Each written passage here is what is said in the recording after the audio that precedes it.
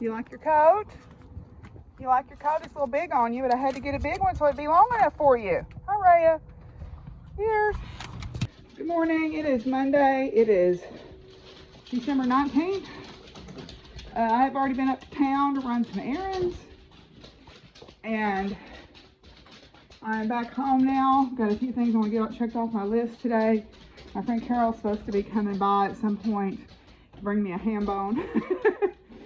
Got my nails done finally. I had been trying to grow them out and it just was not working. I had tried for a while to grow them out and it just was not working. So I gave up and decided just to go ahead and spend the money because I like having my nails done. I like getting a pedicure. It makes me feel good. And so I decided that I would do that for myself this holiday season. Right now I am getting some laundry changed out in the house. I've got to unload some stuff out of my car. Got to bring my saddle and stuff in out of my car from yesterday because I brought all that home so it wouldn't be left over at the barn until we go back to riding again. I am going to wash the tablecloth here because it needs it. So I'm clearing things off of the table. And my table, I'm sure like most other people's, is a catch-all for when you come in from whatever you're doing and you put your stuff down. So I ended up, everything has a place and it's not the kitchen table usually, but that's kind of its way station before it goes to where it belongs, it seems like around here. And I'm sure that's not unusual. But I am going to pull the kitchen tablecloth off. I also bought myself at Lowe's because they were on clearance a little, whoops, well, I just dropped it. I bought myself a little Norfolk Island pine. It was in a little plastic container and the container cracked and I dropped it, but hopefully it's none the worse for wear here. Anyway, it was on clearance and I thought it was super cute, so I bought it. We'll see what I can do with it. Okay, so I thought I would try showing you my little Norfolk Island pine again here. I decorated it with the little ornaments that came with it. It was on clearance sale at Lowe's. I didn't want to get a poinsettia because for the animals, but I like this one because it had the symbolism of the deer on it, which to me is a representation of Yule. The Yule mythology that I ascribe to is you have the year broken into two halves. You have the waxing light and you have the waning light. So the waxing light goes from winter solstice to summer solstice. And then the waning light goes from summer solstice to winter solstice. And there's an actual astronomical description of the solstice. The winter solstice happens when the sun's path through the sky, which we call the ecliptic, intersects in the sky on the celestial sphere what would be the projection of the Tropic of Capricorn. And that means for us, that's the shortest daylight hours and the longest nighttime hours. But for the southern hemisphere, it means the longest daylight hours and the shortest nighttime hours. So that's their first day of summer. It's our first day of winter. It happens at 3:27 p.m. Central Standard Time on Wednesday. So I plan to reset my altars on the solstice and put this on there for a period of time. The story of the Oak King and the Holly King are about the cycles of the year. The Oak King is born at midwinter. It's born at the winter, so he's born at the winter solstice. He represents the deciduous trees and the waxing light. And the Holly King is born at the summer solstice and represents the waning light. He's evergreen. They fight at the equinoxes. So there's a battle between the Oak King and the Holly King and the autumnal equinox and the vernal equinox. Because as the baby grows and comes into his power, he comes into his power and they battle. So the Oak King will grow into his power, and at the spring equinox or the vernal equinox, he will battle the Holly King and will vanquish the Holly King, and he will rule over the light until the autumnal equinox when they battle again, and he's vanquished by the Holly King. So sometimes you hear the phrase, the green knight holds the holly bush to mark where the old year passes by. That is a reference to the Holly King and the Oak King. So, so the Oak King is being reborn. The light will start to grow and wax again, and the wheel turns. Thank goodness. The wheel turns on and on. So, I am going to get Simon away, and I am going to do some more work here in the house, and I will check in with you guys in a little while. Then your friends get you. You get a Christmas present that has Red Hots and magnetic eyelashes. Thank you, Carol. She came by the house and came in for a little bit. So she brought me a ham bone too, but she brought me a present. I had given her some yarn too. So we are still doing some housework here. Then I've got to go out and feed. But I got my new air purifiers in. So I'm setting those up right now, but I'll check back in with you guys in a while. Well, I picked up my mail and I got a really sweet card from Penny. A solstice card, and she sent me 2 flosses. So look out, Kat. She sent me 2 flosses. One of them is 722, which is a bright sunny yellow, and the other one is 739, which is kind of, Simon, you show up here every time I push record. Get out. 739. So yay. Then I got this is a deck. This is the Yule deck. I've got the Samhain deck. Maria from Daughters of the Red Sunset recommended this artist, Giada Rose. She did some artwork for Maria for one of her pattern releases, and she is collaborating on this deck, and I guess they're going to do a deck for all of the Sabbats. So they did one for Samhain, and this is the one for Yule, and I noticed that they've got one coming out in the spring, I think, for Mabon.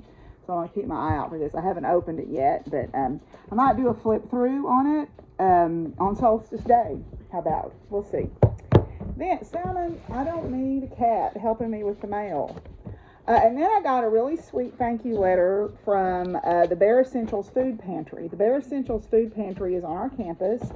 It is a pantry that only requires that you be a UCA, either faculty, staff, or student, to participate in. And you don't have to have proof of income, so it's for anybody. And Wendy Holbrook, who I know through the Student Affairs Office, is sort of the overseer, I guess, of it, or helps out with it. I don't know what to say. She's the director, I guess is what I'm trying to say of it. And they sent me a really sweet letter because I donated some beef. Anytime I process a beef, I try to donate some beef to the pantry. So this time I had some pork left from a pastured pork that I had bought. I had some venison and I had some beef. So I sent Tracy, one of our college secretaries, was taking up collections, and she took it over there, and she said it was 20-something pounds of beef. So I was happy about that. But they gave us a breakdown of the fall semester activity here. In September, there were 573 visits to the pantry with 429 clients, 144 new clients, which makes sense because it's the beginning of the school year. In November, there were 629 visits to the pantry with 549 clients with 80 new clients. So it is definitely filling a need in the UCA community. We have students that are definitely food insecure, and we have staff that are food insecure, and that's a shame. Unfortunately, we are a state institution, and we pay our staff an embarrassing amount of money. That's my opinion, not UCA's opinion, not representing in any way my employer, but to me, we pay our staff embarrassingly little for the jobs that they have to do. So anyway, I think that should change, but, and I say that to everybody that will listen, but unfortunately we are at the whims of the state legislature, and they don't like higher education very much in this state. So anyway, we do what we can, right? So I am going to go out. I've finished up what housework I'm going to do today. I think I've got to take the trash out. The trash guy came, but I had too much to fit in one trash can, so I had a seed, as my mom would call it, for next time. So I'm going to take that out and change my shoes and go see if I can get the tractor started and do my outside chores.